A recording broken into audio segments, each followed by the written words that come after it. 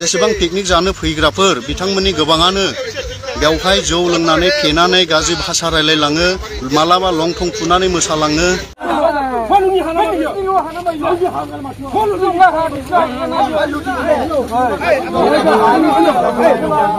खुलुमबाय रायजोफोर, फुंनि गोजोननायखौ बयनोबो जासिहरनायजों लोगोसे फुंनि सान गोरलै ओंखारफुनाय समावहाय आं नैबे भिडिअखौ बानायनाय जाबाय। मैयादि आङो मोनसे भिडिअ होदोंमोन जोंनि चिरां जिल्लानि सिङाव थानाय दि जाब्रां ब्रिजनि गाहायाव थानाय आइफवालि पिकनिक स्पटनि बागै बन्द जामारदोंना जामाराखै नैबेनि बागै आपडेट होफिनगोन होननानैहाय आङो नोंथांमोनखौ बुंदोंमोन मैयानि भिडिअआव। ओमफ्राय दा बे पिकनिक स्पटआ बन्द जामारदोंना जामाराखै आं नैबे भिडिअनि गेजेरजों डिटेल्सखौ नोंथांमोननो होगासिनो दङ। बे डिटेल्सखौ होनायनि सिगां नोंथांमोना नैबे भिडिअखौ नायनानै लाग्रो। सासे नैबे बड'सा एकाडेमिनि प्रिन्सिपाल बिथांनाव आं सोंनानै लानोसै। सारा बुंहरदो फंनैसो। दिनैनि बे फुंबिलि समाव गोसो गोरबोनिफ्राय गाहाम हामलायनाय जासिहरग्रोबाय। दिनै जों नोंथांमोन बयबो मिथिखागौ जे आइफवालि पिकनिक स्पट बेयो चिरां जिल्लानि सिङाव दङ। बे आइफवालि पिकनिक स्पटआ गोदान बोसोरनि नामाव गंसे पिकनिक स्पट मेनेजमेन्ट कमिटिजों सालायजादोंमोन। दा गोदान बोसोराबो थांबाय, माग बिहु जोब्बाय, बेनिखायनो जोङो सानदों जाहैबाय बे पिकनिक स्पटखौ जोंनि थाखाय बारा प्रयजन गैलिया। ओंखायनो जोङो बे पिकनिक स्पटखौ बन्द खालामनो थाखाय नैबे जायगायाव जमा जादों। बे फाथाबारि, औगुरि, नांगलफाङा मोनथाम बिसिडिसिआ ज' जानानै जों सिगांनिफ्रायनो कमिटि मेनेजमेन्ट कमिटिखौ खावलायबाय थादों, खिन्थु बिथांमोना जोंनि खावलायनायखौ मानियाखै। दा बहुतआनो गोबाङानो साननो हागौ जे मानो बन्द खालामनांगौ होननानै। बेवहाय माखासे जाहोन दङ, रिजन दङ। जाहोना जाहैबाय बे ओनसोला गंसे रेसिडेन्सियेल ओनसोल आरो रेसिडेन्सियेल ओनसोलनि सिङावनो बे पिकनिक स्पट। बेवहाय पिकनिक स्पटआव गोबां एन्टि ससियेल एक्टिभिटिसआ सोलिबाय थानायखौ जों नुदों, जेरै जौ लोंनाय, ड्राग्स लानाय आरो लोगोसे भुटाननिफ्राय जौ लाबोनानै बेहाय फानफैदों। जेसेबां पिकनिक जानो फैग्राफोर बिथांमोननि गोबाङानो बेवहाय जौ लोंनानै फेनानै गाज्रि भाषा रायलायलाङो मालाबा लंथं खुनानै मोसालाङो। दिनै बेफोरबायदि जुदि एनभायरनमेन्टआ बेवहाय थाबाय थायोब्ला जोंनि बे ओनसोलनि जोंनि समाजाथ' गाज्रि जागोन।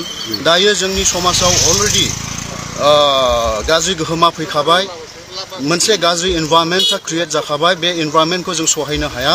खारन मोनसे हारि एबा मोनसे जाति आरो मोनसे ओनसोला जुदि जौगाखांनांगौब्ला जोंनो मोजां एनभायरनमेन्ट नांगौ। जोङो जोंनि भबिष्यतखौ दानो नांगौ आरो जोंनि इयुनखौ जोंनो फोसाबनो नांगौ आरो जोंनि समाजखौ जों जेब्लायबो सिगाङाव दावगाहोनो सानोब्ला जों जोंनि जेनेरेसन, जोंनि उन्दै उन्दै गथ'फोरखौ जोथोन लानांगोन।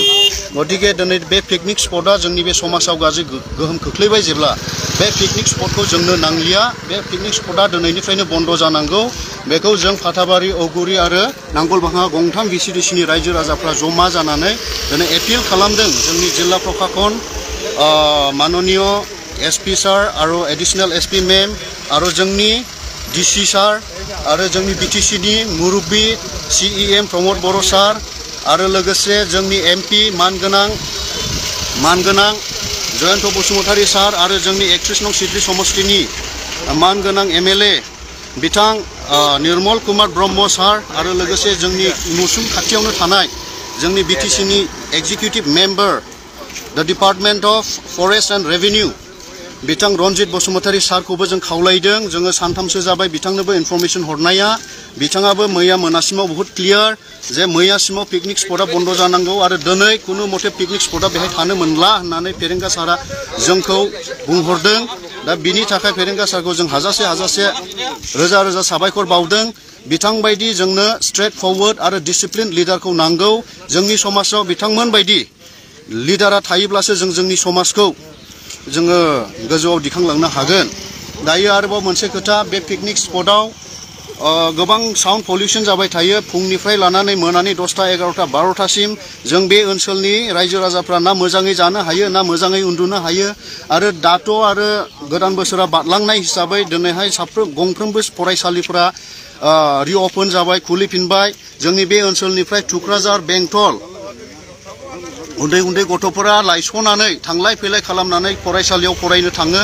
बे लामाया बहुत रिस्क आरो बेयाव जुदि पिकनिक स्पटआ थाबाय थायोब्ला जानाय लोंनायनि गेजेरजों बाइक गारि सालायनायाव गोबां एक्सिडेन्ट जानायनि सम्भाबना दङ गतिके बेफोरखौ नायनानै जों प्रिभेन्टिभ मेजार्स लानाया मोजां बेनिखायनो जोङो दानि बे सोलिबाय थानाय जोंनि बिटिसि सरकार आरो जोंनि चिरां जिल्लानि प्रशासन मुख्य एसपि सार एडिशनेल एसपि मेम आरो ডিসি সার তেখেতসকলকে আমি অনুৰোধ যাচিছোঁ আপোনালোকে আমাৰ ৰাজ্যৰ সেন্টিমেন্টটো বুজিব বুলি আমি আশা ৰাখিছোঁ আজিৰ পৰা এই পিকনিক স্পটটো without any condition without any reason বন্ধ হ'ব লাগে আমি সেইটো দাবী জনাইছোঁ আৰু मोनसे खोथाबाव बे पिकनिक स्पटनि खाथियावनो 100 निफ्राय 200 मिटारनि गोजानाव गंसे रेसिडेन्शियेल स्कुल दङ बे रेसिडेन्शियेल स्कुलाव गथ'फोरा थायो फरायो क्लासा सोलिगासिनो दङ दा बेवहाय दामनाय देनाया साउन्ड पल्युशना बहुत डिस्टार्ब जागासिनो दङ बेनिखायनो बे पिकनिक स्पटखौ बन्द खालामनांगोन आरो माब्लाबा जोंनि बे पिकनिक स्पटआव पिकनिक जानो फैग्राफोर रायजो राजाफोरनि गेजेराव माखासे पिकनिक जाफैग्राफ्रा बे रेसिडेन्शियेल स्कुलनि बाउन्डारियाव हाबनानै जौ सिगारेट सोबो जौ लोङो गांजा सोबो बेखौ सेस्ता खालामबाय थायो आरो स्कुल मेनेजमेन्ट कमिटिया बादा होब्लाबो मानिया बेफोरबायदिखौ जुदि जोंनि उन्दै उन्दै गथ'फ्रा जुदि दिनै नुबाय थायोब्ला निश्चय जोंनि समाजाव गाज्रि गोहोम गोग्लैगोन आरो गोग्लैखाबाय अलरेडि बेखौ फोसाबफिननो थाखाय जोङो सम नांसिगोन आरो जोङो बहुत गोब्राब जासिगोन माबा मोनसे मोजां एनवायरनमेन्ट क्रिएट खालामफिननो थाखाय गतिके जों खावलायदों बयखौबो जों पुलिस प्रशासनजों जेब्लायबो कपारेशनाव थागोन जोङो सन्मान होयो साफ्रोमखौबो नाथाय पिकनिक जानाय गोदान बोसोरनि फुर्ति खालामनायनि नामाव जोङो जोंनि समाजखौ नष्ट खालामनो हाया जोंनि समाजखौ जोङो माब्लाबाबो गाज्रि खालामनो हाया আমি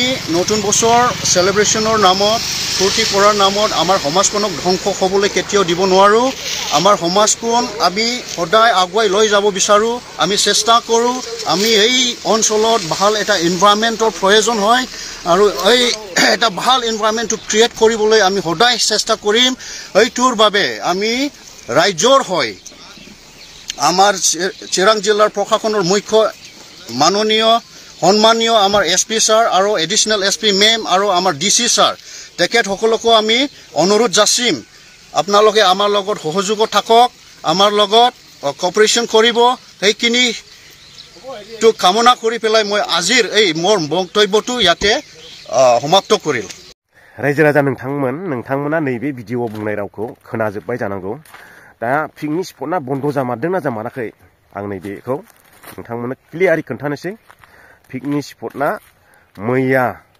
18 तारिख जानुवारि दा बे पिकनिक स्पटखौ बन्द खालामनो थाखाय डिसि एसपि आरो फरेस्ट डिपार्टमेन्ट बिथांमोननिफ्राय नटिस मोनखाबाय बे पिकनिक स्पटना बन्द जानुवारि 18 तारिखनिफ्रायनो नोंथांमोना नटिसखौ नायनानै लानो हागोन दा नोंथांमोना बेवहाय पिकनिक जानो थाखाय रावबो फैनो नांला आरो बे भिडिअखौ शेयार खालाम हाजासे शेयार खालाम रायजोफोरनोहाय नङाब्ला नोंथांमोना फैनानै अफ जाफैगोन गोदाव सोराव जागोन मैयाथ' आङो हास्लामाखिसै डिटेलखौ खोन्थानो माने मोनाबायबो नालाय मोनालायदों बेनिखायनो मोजां क्लियारबो नुनाय नङा होननानैहाय आं मैया होआखैमोन ओमफ्राय दिनैहाय नै फुङाव सान गोरलै ओंखारनायजों लोगोसे नोंथांमोननोहाय आङो नैबे भिडिअखौ बानायनानै फोस्रावहरबाय दा गासैबो टटेलि बन्द दखान सखान लानानै गासैबो बन्द बेवहाय पिकनिक स्पट गैला गासैबो बन्द जाबाय नोंथांमोना बेयाव सोरबाफोर फैबावनो थांखि लादोंबा केनसेल खालामदो आरो गुबुनाव सेभ खालामदो नङाबा नोंथांमोना फैनानैहाय अफ जाफैगोन बेनो आरो दा आं बे भिडिअखौ नोंथांमोननो फोस्रावहरबाय